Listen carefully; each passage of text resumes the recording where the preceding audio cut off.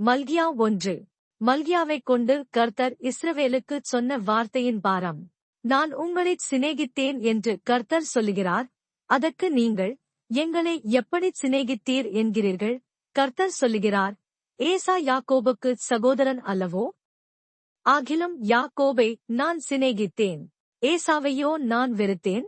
அவனுடைய மலைகளைப் பாழும், அவனுடைய சுதந்தரத்தை வனாந்தரத்திலுள்ள வலுசர்ப்பங்களின் தாவும் ஆக்கினேன். ஏதோமியர், நாம் எளிமைப்பட்டோம், ஆனாலும் பாழானவைகளை திரும்பக் கட்டுவோம் என்று சொல்லுகிறார்கள். அதற்குக் கர்த்தர், அவர்கள் கட்டுவார்கள், நான் இடிப்பேன். அவர்கள் துன்மார்க்கத்தின் எல்லை என்றும் கர்த்தர் என்றைக்கும் சினம் வைக்கிற ஜனமென்றும் சொல்லப்படுவார்கள் என்கிறார். இதை உங்கள் கண்கள் காணும். அப்பொழுது நீங்கள், கர்த்தர் இஸ்ரவேலுடைய எல்லை துவக்கி மகிமைப்படுத்தப்படுவார் என்பீர்கள். குமாரன் தன் பிதாவையும் ஊழியக்காரன் தன் எஜமானையும் கனம் பண்ணுகிறார்களே, நான் பிதாவானால் என் கனம் எங்கே?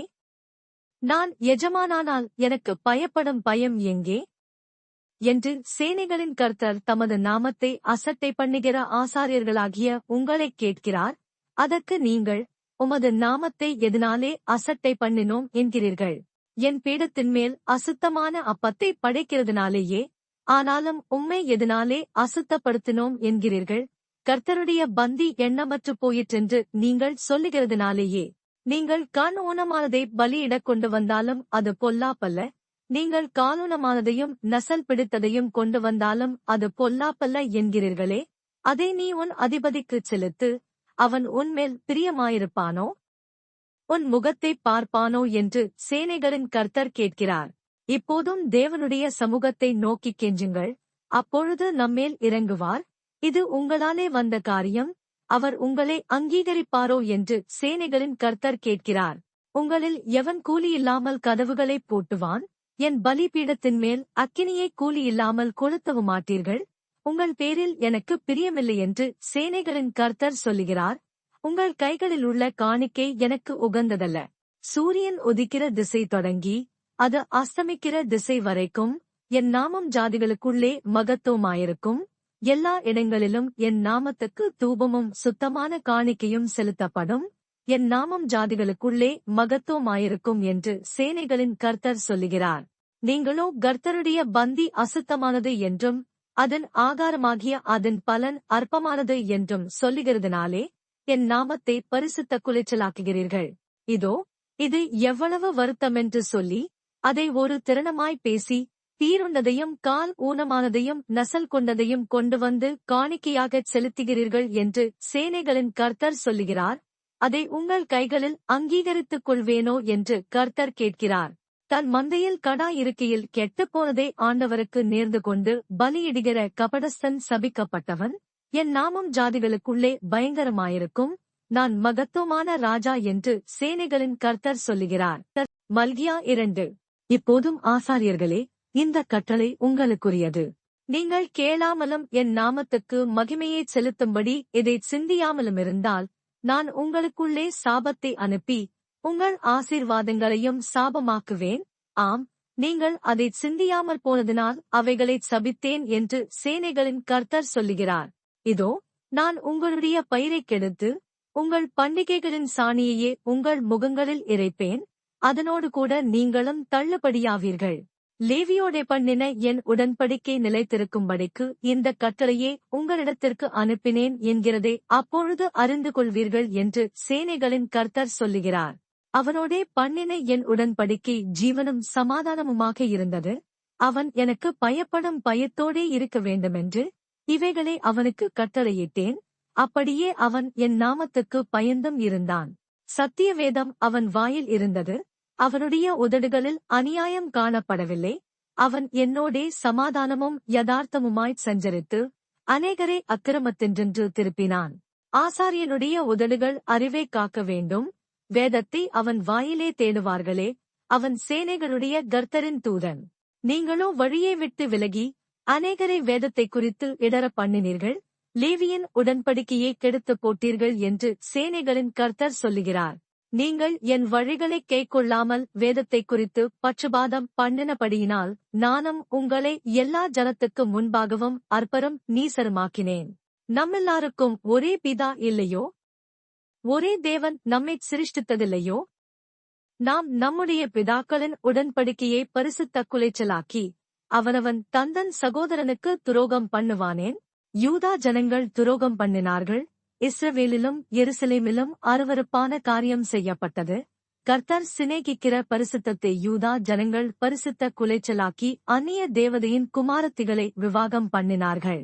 இப்படிச் செய்கிறவன் எவனோ அவன் காவல் காக்கிறவனாயினும் உத்தரவு கொடுக்கிறவனாயினும் சேனைகளின் கர்த்தருக்கு காணிக்கை செலுத்துகிறவனாயினும் அவனை யாக்கோபின் கூடாரங்களில் இராதபடிக்கு கர்த்தர் சங்கரிப்பார். நீங்கள் இரண்டாந்தரமும் இதைச் செய்து கர்த்தருடைய பீடத்தை கண்ணீரினாலும் அழுகையினாலும் பெருமூச்சினாலும் நிரப்புகிறீர்கள். ஆகையால் அவர் இனி காணிக்கையை மதியார், அதை உங்கள் கைகளில் பிரியமாய் ஏற்றுக்கொள்ளவுமாட்டார். ஏன் என்று கேட்கிறீர்கள். கர்த்தர் உனக்கும் உன் இளவேதன் மனைவிக்கும் சாட்சியாயிருக்கிறார்.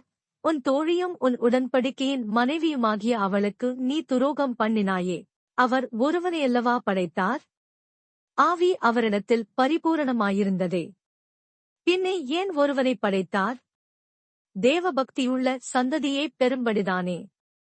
ஆகையால் ஒருவனும் தன் இளவேதன் மனைவிக்கு துரோகம் பண்ணாதபடிக்கு உங்கள் ஆவியைக் குறித்து எச்சரிக்கையாயிருங்கள். தள்ளிவிடுதலை நான் வெறுக்கிறேன் என்று இஸ்ரவேலின் தேவனாகிய கர்த்தர் சொல்லுகிறார். அப்படிப்பட்டவன் கொடுமையினால் தன் வஸ்திரத்தை மூடுகிறான் என்று சேனைகளின் கர்த்தர் சொல்லுகிறார். ஆகையால் நீங்கள் துரோகம் பண்ணாமல் உங்கள் ஆவியைக் குறித்து எச்சரிக்கையாயிருங்கள். உங்கள் வார்த்தைகளினாலே கர்த்தரை வருத்தப்படுத்துகிறீர்கள். ஆனாலும் எதனாலே அவரை வருத்தப்படுத்துகிறோம் என்கிறீர்கள். பொல்லாப்பைச் செய்கிறவனவனும் கர்த்தரின் பார்வைக்கு நல்லவன் என்றும் அப்படிப்பட்டவர்கள் பேரில் அவர் பிரியமாயிருக்கிறாரென்றும் நியாயந்திருக்கிற தேவன் எங்கே என்றும் நீங்கள் சொல்லுகிறதுனாலேயே. மல்கியா 3. இதோ நான் என் தூதனை அனுப்புகிறேன். அவன் எனக்கு முன்பாகப் போய் வழியே ஆயத்தம் பண்ணுவான். அப்பொழுது நீங்கள் தேடுகிற ஆண்டவரும் நீங்கள் விரும்புகிற உடன்படிக்கையின் தூதனுமானவர் தம்முடைய ஆலயத்துக்கு தீவிரமாய் வருவார். இதோ வருகிறார் என்று சேனைகளின் கர்த்தர் சொல்லுகிறார். ஆனாலும் அவர் வரும் நாளைச் சகிப்பவன் யார்? அவர் வெளிப்படுகையில் நிலைநிற்பவன் யார்? அவர் புடமிடுகிறவனுடைய அக்கினியைப் போலவும் வண்ணாருடைய சவுக்காரத்தைப் போலவும் இருப்பார். அவர் உட்கார்ந்து வெள்ளியை புடமிட்டு சுத்திகரித்துக் கொண்டிருப்பார். அவர் லேவியின் புத்திரரைச் சுத்திகரித்து அவர்கள் கர்த்தருடையவர்களாயிருக்கும்படிக்கும் நீதியாய் காணிக்கையைச் செலுத்தும்படிக்கும் அவர்களை பொன்னைப் போலவும் வெள்ளியைப் போலவும் புடமிடுவார். அப்பொழுது பூர்வ நாட்களிலும் முந்தின வருஷங்களிலும் இருந்தது போல யூதாவின் காணிக்கையும் எருசலேமின் காணிக்கையும் கர்த்தருக்கு பிரியமாயிருக்கும். நான் நியாயத்தீர்ப்பு செய்யும்படி உங்களிடத்தில் வந்து சூனியக்காரருக்கும் விபச்சாரருக்கும் பொய்யானை இடுகிறவர்களுக்கும் எனக்கு பயப்படாமல் விதைவைகளும் திக்கற்ற பிள்ளைகளுமாகிய கூலிக்காரரின் கூலியை அபகரித்துக் கொள்ளுகிறவர்களுக்கும் பரதேசிக்கு அநியாயஞ்செய்கிறவர்களுக்கும் விரோதமாய் தீவிரமான சாட்சியாயிருப்பேன் என்று சேனைகளின் கர்த்தர் சொல்லுகிறார். நான் கர்த்தர், நான் மாறாதவர். ஆகையால் யாக்கோபின் புத்திரராகிய நீங்கள் நிர்மூலமாகவில்லை. நீங்கள் உங்கள் பிதாக்களின் நாட்கள் தொடங்கி என் கட்டளைகளை கைக்கொள்ளாமல் அவைகளை விட்டு விலகிப் போனீர்கள். என்னிடத்திற்கு திரும்புங்கள், அப்பொழுது உங்களிடத்திற்கு திரும்புவேன் என்று சேனைகளின் கர்த்தர் சொல்லுகிறார். நாங்கள் எந்த விஷயத்தில் திரும்ப வேண்டும் என்கிறீர்கள்? மனுஷன் தேவனை வஞ்சிக்கலாமா? நீங்களோ என்னை வஞ்சிக்கிறீர்கள். எதிலே உம்மை வஞ்சித்தோம் என்கிறீர்கள்? தசமபாகத்திலும் காணிக்கைகளிலும்தானே. நீங்கள் சபிக்கப்பட்டவர்கள். ஜனத்தாராகிய நீங்கள் எல்லாரும் என்னை வஞ்சித்தீர்கள். என் ஆலயத்தில் ஆகாரம் உண்டாயிருக்கும்படி தசமபாகங்களை எல்லாம் பண்டசாலையிலே கொண்டு வாருங்கள். அப்பொழுது நான் வானத்தின் பலகணிகளைத் திறந்து இடங்கொள்ளாமற் போகுமட்டும் உங்கள் மேல் ஆசீர்வாதத்தை வருஷிக்க மாட்டேனோவென்று அதனால் என்னைச் சோதித்துப் பாருங்கள் என்று சேனைகளின் கர்த்தர் சொல்லுகிறார். பூமியின் கனியை பட்சித்துப் போடுகிறவைகளை உங்கள் நிமித்தம் கண்டிப்பேன். அவைகள் உங்கள் நிலத்தின் பலனை அழிப்பதில்லை. வெளியில் உள்ள திராட்சைக்கொடி பழமில்லாமற் போவதுமில்லை என்று சேனைகளின் கர்த்தர் சொல்லுகிறார். அப்பொழுது எல்லா ஜாதிகளும் உங்களை பாக்கியவான்கள் என்பார்கள். தேசம் விரும்பப்படத்தக்கதாயிருக்கும் என்று சேனைகளின் கர்த்தர் சொல்லுகிறார். நீங்கள் எனக்கு விரோதமாய் பேசின பேச்சுகள் கடினமாயிருக்கிறது என்று கர்த்தர் சொல்லுகிறார். ஆனாலும் உமக்கு விரோதமாக என்னத்தை பேசினோம் என்கிறீர்கள். தேவனைச் சேவிப்பது விருதா, அவருடைய கட்டளைகளைக் கைக்கொள்ளுகிறதுனாலும் சேனைகளின் கர்த்தருக்கு முன்பாக துக்கித்து நடக்கிறதுனாலும் என்ன பிரயோஜனம்? இப்போதும் அகங்காரிகளை பாக்கியவான்கள் என்கிறோம். தீமை செய்கிறவர்கள் தினப்படுகிறார்கள். அவர்கள் தேவனை பரீட்சை பார்த்தாலும் விடுவிக்கப்படுகிறார்களே என்று சொல்லுகிறீர்கள். அப்பொழுது கர்த்தருக்கு பயந்தவர்கள் ஒருவரோடொருவர் பேசிக்கொள்வார்கள். கர்த்தர் கவனித்து கேட்பார்.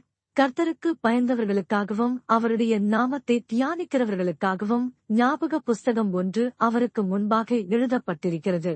என் சம்பத்தை நான் சேர்க்கும் நாளிலே அவர்கள் என்னுடையவர்களாயிருப்பார்கள் என்று சேனைகளின் கர்த்தர் சொல்லுகிறார்.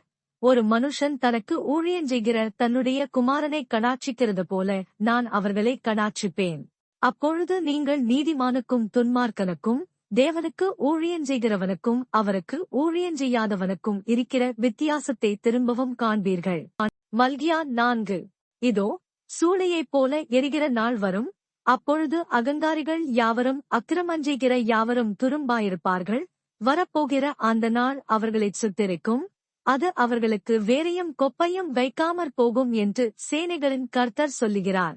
ஆனாலும் என் நாமத்துக்கு பயந்திருக்கிற உங்கள் மேல் நீதியின் சூரியன் உதிக்கும். அதன் செட்டைகளின் கீழ் ஆரோக்கியம் இருக்கும். நீங்கள் வெளியே புறப்பட்டுப் போய் கொழுத்த கன்றுகளைப் போல வளருவீர்கள். துன்மார்க்கரை மிதிப்பீர்கள். நான் இதைச் செய்யும் நாளிலே அவர்கள் உங்கள் உள்ளங்கால்களின் கீழ் சாம்பலாயிருப்பார்கள் என்று சேனைகளின் கர்த்தர் சொல்லுகிறார்.